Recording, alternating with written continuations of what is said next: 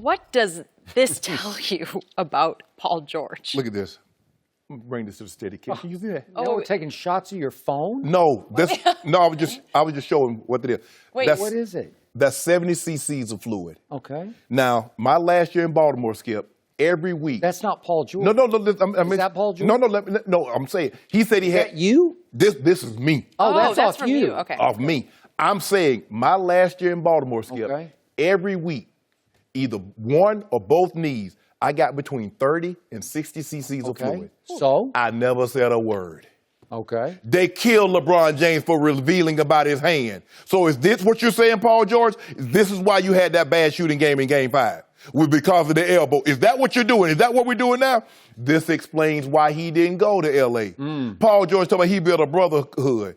Paul George didn't want to walk into that pressure cooker or playing next to LeBron James. Playing next to Russ is one thing. But when you play next to the GOAT, the best player currently in the NBA, that's a whole... Do this, Skip.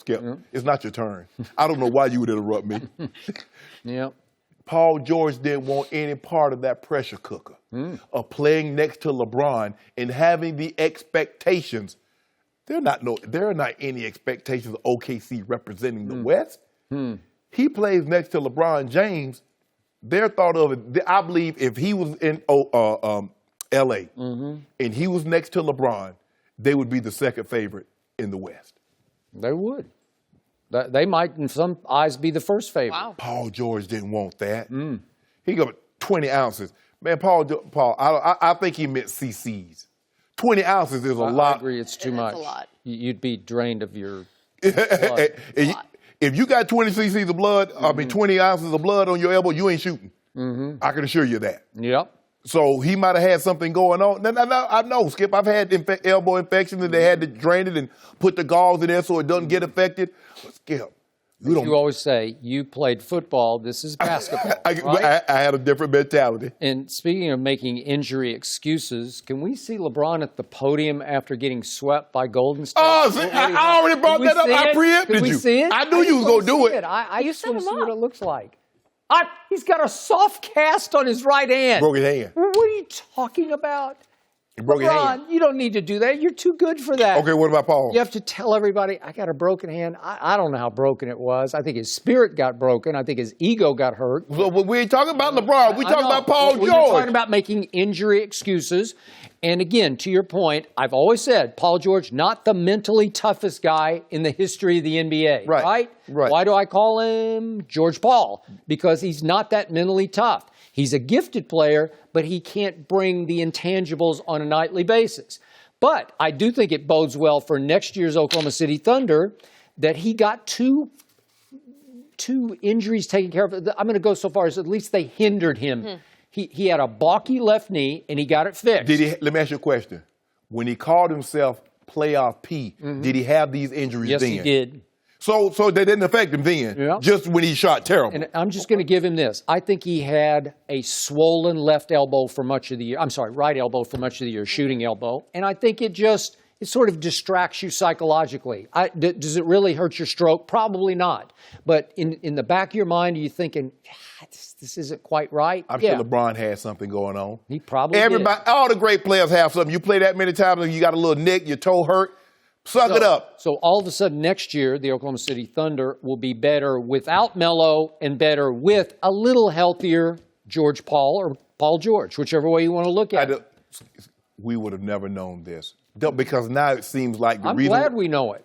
I think it bodes well. It sets up better for the Thunder next year. It would have boded well because he got it taken care of. You didn't have to know.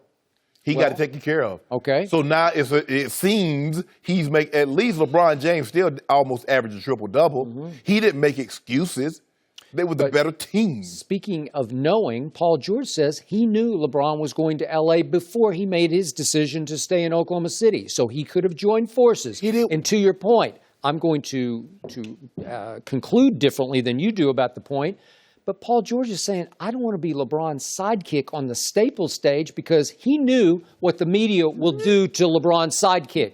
LeBron's sidekick will get blamed. If things are going wrong, it's your fault. It's not LeBron's fault. Not It's never Kyrie. LeBron's fault. Because Kyrie was made of that stuff. Okay, but Kyrie was seen as a superstar. Well, Paul George would be a complimentary star. Well, I thought Paul George saw him say, they paid him like a superstar. Yeah, but he's just a sidekick. That's all he is. And he's a really good sidekick. Well, you got to be mentally tough to play next to the man. See, everybody can't play with great players, Skip. I'm not sure anybody can play next to this guy. Oh, they can. To LeBron? Oh, they can. OKD could do it. Huh. Oh, Kawhi could do it. Oh, yeah, they could definitely do it.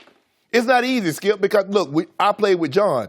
If John had a bad game through it, what went on, Shannon? I mean, you guys couldn't get open? Nobody blames Shannon Sharpe for John. Because I get open.